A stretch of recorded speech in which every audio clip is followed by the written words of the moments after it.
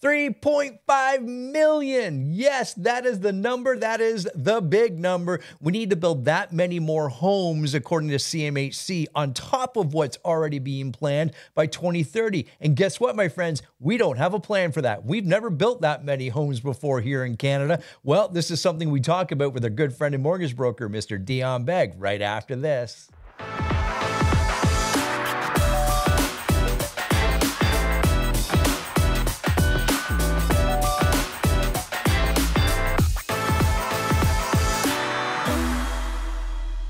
Yes, my friends, I am here with our favorite mortgage broker in all of the land, Mr. Dion Begg. How you doing, my man? Hey, Gary. Great, man. How you doing? Excellent, excellent. We just had probably one of our best conversations ever. Then we realized we got to hit record. We're doing a little show prep. Yes. We're like, just hit record, you know? It's all good. It's all good. I know you were just at a big real estate event in Niagara Falls. Why don't you share a little bit about your experience there? Yeah, it was 3 days of amazing content from industry leaders. Some of the big takeaways for me are the developments that we're having in artificial intelligence, and the fact that we must use it for good, not for evil. But yeah, it was a lot of information out there, a lot of really competent realtors willing to, I guess, what we call sharpen their axe. They're there learning from other professionals who are at the top of their game. And getting all the info that's going to help them guide their clients in the unknown that is ahead. But mostly the feeling is our roles as professionals in this industry is really just to provide education to help guide our clients, right, to the right solution for them, especially when the market is where it is. But yeah, some interesting predictions were made there, and I'm happy to say mostly the predictions were positive. In that, maybe we are in fact reaching the end of this rate cycle. Maybe the Bank of Canada has done enough. The economic reporting coming out right now suggests that the Canadian consumer is hurting. We've spoken about this many times already, and I think that it will have the black and white evidence in government reports that would justify at least a pause for the foreseeable future. But you know what? Between now and December 6th, which is the next announcement, something in the world could always change, right. Which then impacts that. But as we're going right now, it looks like we're on a path for some level of stability. Well, that is good news. And in some of let me rephrase this a little bit, because I know we've been kind of like beating our own drum in a sense, or we sound like a broken record, and there's a lot of things that has to happen. And one of those things, and you were just sharing with me some of the information that you shared with them on stage when you were there, the lack of housing. We already know that we don't have enough housing, especially for all the people that currently live here, let alone the people that are immigrating to Canada. And we need immigration in Canada. We'll talk about why that's so important, perhaps in our next video. It is desperately important for the growth of Canada and for you as a Canadian. But so maybe, Gary, what I can do is I can share some of these slides that I was referring to. Let's do that. Relates to housing supply and where we are sitting right now. So this particular chart, what it shows is population is the blue line, and the red line is housing completions. And so let's follow this blue line in particular in these last couple of years over here. You can see in 2020 down to 21, we had this massive drop in immigration. And quite simply, that's because airports were closed. People can't get into your country if they can't get on a plane that will land in your country. And so that's the reason for that really strange drop off there, but not so strange once you understand why. And then what's happened in the year and a half since is that we should have been here, and we've made up for it, and we've effectively collected all the people into our country that should have come in the previous years. So that pretty much makes sense. It's a little less dramatic now once you understand that. But as we overlay the housing completions to actual population growth, right? So you can always see this goes all the way back to 1980, by the way. So what you can see here is there's always been some level of a gap, right? We've had this population sort of on the upward trend, but housing completions, can you see that number there, Gary? What that number is? Yeah, 200,000. Yeah. So we've pretty much hovered above and below this sort of 200,000 mark for the last 40 something years. Okay, so that's where we're at, and that level of gap has somewhat been okay, except in here we go, from 2015 onwards, that trajectory is where we've really sort of broken out in population versus completion. We would have hoped that completions would have sort of stepped its game up around here to maybe 300,000 versus, say, the 600,000 here. The gap wasn't made up for. Okay, so that's one thing that I want to point out. If we just jump now to the next slide here, which is CMHC's own report saying that between now and the year 2030, we need 3.45 million more homes, okay, in Canada. And let's do the math, Gary. I'm not a math whiz, but let's call it 3.5 million to make the math simple. 3.5 million, we've got less than 7 years to get there. So how many houses do we need per year, Gary? A lot more than what we're doing right now. The math is 3.5 divided 7 is 500,000. Okay? We need 500,000 homes per year. Not once in the last 40 years have we produced more than around 250,000 new completions. So we're basically looking to more than double our best year ever every year for the next 7 years in a row. Yeah. And let's talk about how that relates to what you're seeing in the market, Gary, with developers and, projects being pulled. What have you been seeing in your market? Well, and that's just it. We're seeing developers hang on to projects. We're seeing developers even not commit to projects after deposits have already been placed. I can think of one neighborhood here in Stouffville where I live. Close to 400 properties, homes that were going to be built, got shelved. And right. and that has an important context, of course, to the growth of any local community. Why is that happening? Well, it's there's various reasons. Of course, it's the state of the economy, the cost of what it takes to develop a single unit has exponentially grown over the last 36 months, right? And the profitability. And I know you've got a chart here to kind of show not necessarily the profitability, but a very visual chart to share with us where developers make the most money. Yeah, so look, developers are business people. And what business people do is they go to where they're going to receive the most profit. And government policy and housing demand has sent them to build at two ends of the spectrum, right? One is what I would call the sort of McMansion, right? Mm-hmm. The 4,000 square foot home in the suburbs that is, accommodating generally, middle to upper end incomes, right? And they've been selling quite well over the last decade or so. At the other end of the spectrum, of course, we have our high-rise condominiums. And as people can probably appreciate, land is finite, but if you keep going up and up and up and up, you can create more property, more units for sale on the same piece of land. And so that has been, these two extremes have been where the builders have found it to be most profitable. And so what this graphic is showing is the missing middle, which hasn't been served to the extent that it should have been in order to create the type of housing that people actually want to live in, because not everybody can afford these larger homes, and families of four can't live in 600 square foot condominiums. Have you found this challenge yourself, Gary, when showing people like properties, and how do they get into the property market with their needs for their families? Yeah, well, that jump from the condo to a detached home is, 3 times the cost. Yes. Right. Right. It really is. In most cases, maybe I over exaggerated there, but it is definitely at least 2 times the cost. Yep.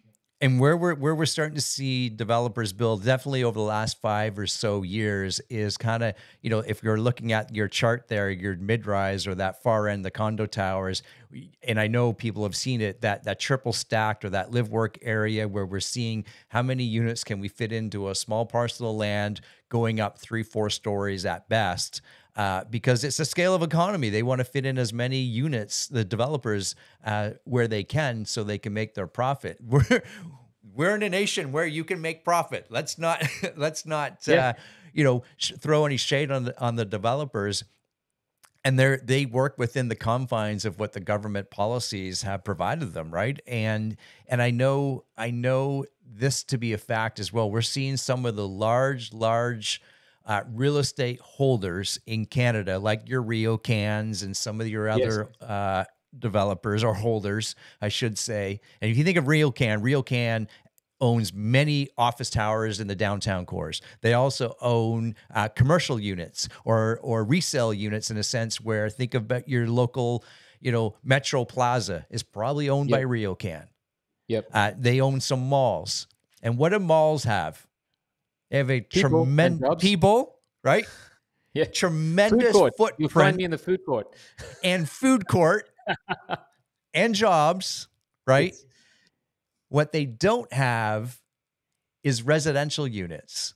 Correct. Yes. And we're seeing RioCan now look at their portfolio, and instead of acquiring more land, which they already own, and maybe it's only 4 or 5 stories high because of the mall heights or what have you, they're looking at putting, 15, 20 stories on top of that for residential. I think to me that makes sense, right? Yes. And You said Gary, land is finite, so let's yes. redevelop, or let's always looked at best and highest use, right? Yeah, and I think what is happening at the government level is they have really made a big push for higher density development near hubs of transportation, right? And so RioCan, because of where they're located, oftentimes near these hubs of transport, be it the GO train, the TTC, or whatever it might be. And so it makes a lot of sense for that to happen in those locations, especially if the government is assisting with approvals and expediting that, which my understanding is that that's what they want to do. And I've also seen this at Pickering. Pickering has a large town center, which is a mall, Yes. and they've got a master plan community coming up in that way. Again, for the very same reason, they're putting these condo towers right next to this mall, which happens to be right next to the Pickering GO station. And their plan there, I think, is something like 60 acres of redevelopment, 10 plus towers in the years ahead. But yeah, if I just jump back to the RioCan for a minute there, Gary, what I've also heard is that a lot of people after COVID and a lot of businesses have realized that some of their workforce does not require a place to actually come into work every day. And so I've got a lot of friends in the commercial world, realtors in the commercial world, who are really saying that, yes, they're seeing a dramatic decrease in leasings. And when people are reaching the end of their lease, they are not renewing. Have you heard the same? Oh yeah, for sure. Yeah. On the commercial side, we're talking. Yeah. Exactly. And so what seems to be a logical idea here is, okay, well, why don't we take those office towers, which are now not in demand for office space, and convert those into residential towers? And that makes a lot of sense. However, from a lot of the reports that are coming out, it seems that those buildings can't actually easily be converted from commercial to residential. In particular, it has to do with things such as location of plumbing, and sewage supply, as well as load bearing, as well as the type of windows and ventilation that are in there. And so the feedback I've been hearing is that as much as it's a wonderful idea, it's almost actually cheaper, easier, faster to demolish those buildings and actually build from the ground up, which sounds sad, but again, it all comes back to economics and speed. So if that's what it is, that's what it is. That's what it is. Okay, let's move ahead. And I know you and I have talked about in the past, it'd be great if we can create some roundtables for not only some of our local elected officials, but also at the highest level. And I know over the last couple of weeks, the mortgage professionals had been invited or were invited to go to Ottawa. Share with us a little bit about that. Yeah, correct. So a couple of weeks ago, you and I spoke about the Mortgage Professionals Canada, which is the body that represents the mortgage industry. Went to Ottawa and put forward some ideas. And just this past week, some industry players went as well, and they put forward 2 big ideas. One, which I agree with strongly, is the reintroduction of longer amortizations on insured mortgages. And so just to recap, right now, if you're a first-time home buyer, let's say, and you're trying to buy your first home with less than 20% down, then your longest amortization available to you is 25 years. Okay. Whereas if you had the ability to put 20% down, then you get access to a 30-year amortization, which means lower payments and therefore your ability to buy a slightly more expensive property. Okay. Now, what is evident is that first-time home buyers are finding affordability a major issue. And that extra 5 years of amortization may be what gets them into a property versus has them continue as tenants for many years to come. So I think that is something that I can certainly get behind. It makes a lot of sense. A lot of people say, well, these people are going to be in debt for longer, but every other homeowner is right now taking a 30-year AM. And as we've spoken before, at the bank level, they're extending renewals out to 35 plus years, right? So I think that this would be a way to make things fairer for the first-time home buyer or those with less than 20% down. So that's a big one. Yeah. The other one, which I know will light a fire because it's controversial, is the idea of the elimination of Airbnb and short-term rental nationwide. Right? Do you have any clients who rent short-term Airbnb type thing, Gary?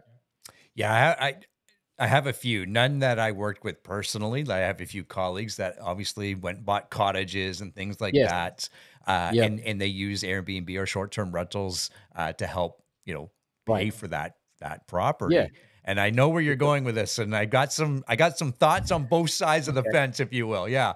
Yeah. So, I mean, the logic here is if we eliminate short-term rental, then every rental unit is now long-term rental, which means there is more supply for the regular Canadian tenant, which makes some sense as well. How does that impact, yeah, so let me just state that, and I'll take your thoughts. I have mine too. Well played. Well played. Okay. So here's my ideas. When I first heard that, eliminate it across the board, I'm like, yeah, I can get behind that. And then you think about it, right? Mm-hmm. Then you think about it and you're like, hang on a second. You're asking one Canadian resident to forfeit money, to lose money, so another Canadian resident can own a home. Right. Or so it's like, or live in a home rather as a tenant at a lower rental rate, maybe. Fair enough. It's fair enough. So it's like, stealing Paul to give to Mary, taking money out of one pocket to put into another. Okay. And then I thought to myself, as well as, obviously for like the cottage industry, it makes sense to have some short-term rentals there and, I think so. and that type of thing. I get that. Or the other piece is there are cities, small towns that just simply do not have the resources for, hotels and everything that goes along with that. So I get it. I think though, in the major city centers,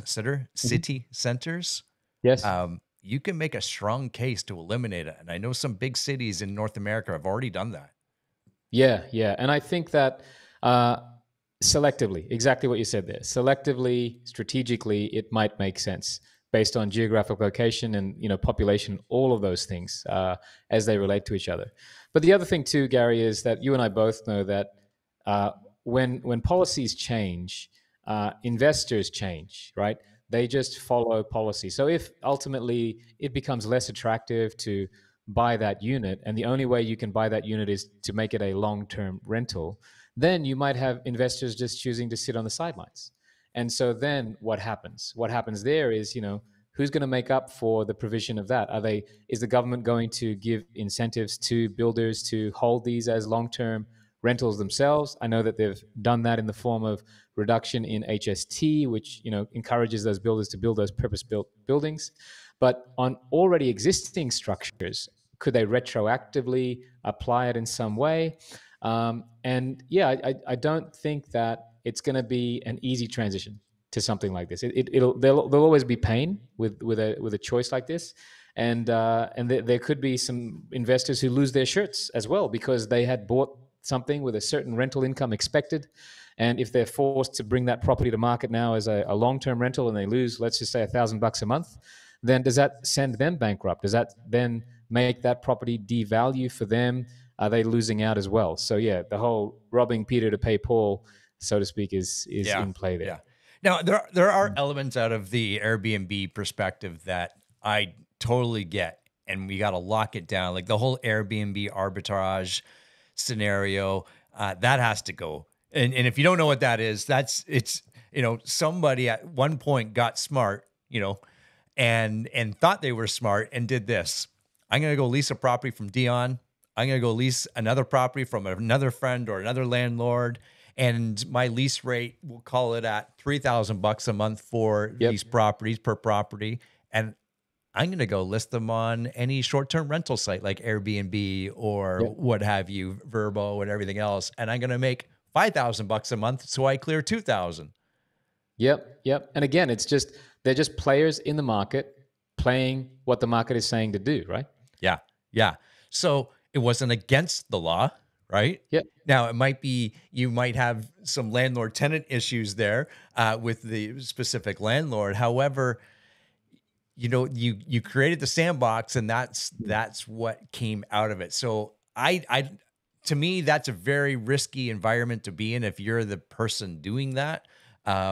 That to me needs to go. That needs to be cleaned up, obviously. And we can do things like licensing and things like that. How does a license work? Well, in order to have a license for short-term rental, you need to be the owner of that property, and Yes. that's pretty easily verified, right? So, Yep. so interesting things, right? I'll tell you, even prior to this week, though, and for the last couple of years, we've had clients say, "Oh, we're thinking of doing Airbnb." I've always said to them, "Look, this is something that could change overnight. Government policy could change your ability to rent that short term overnight. Therefore, you should always try and make your decision based on regular conditions, right?" And so I know that we've had those deep conversations with our clients, and most of them are prepared, even though they might be dabbling in that right now. But I would say to anybody going forward, knowing that this is on the table for discussion at government level, I would say don't be rushing in to buy your next Airbnb. Yeah. Yeah, for sure. Lots of good stuff. And I know over the next coming weeks, we're going to talk about some more in-depth stuff. It's important to stay educated in this environment, because we didn't even talk about Deanna. We're going to wait till next week, maybe, Okay. the number of sales and where we're going with that. Yes. And that's okay though, because it's important as we get prepared for our next interest rate announcement. And definitely the holiday season, we're going to see some obviously increased spending. So what does that do to our GDP and everything else? We'll stay on top of that the best we can, Dion and I, but remind us how people can get a hold of you, Dion. Yeah, kangamortgage.ca or on Instagram at the Dion Begg. The Dion Begg. There you go, my friends. That's Dion Begg. I'm Gary McGowan. We'll see everybody on the next episode. Goodbye for now.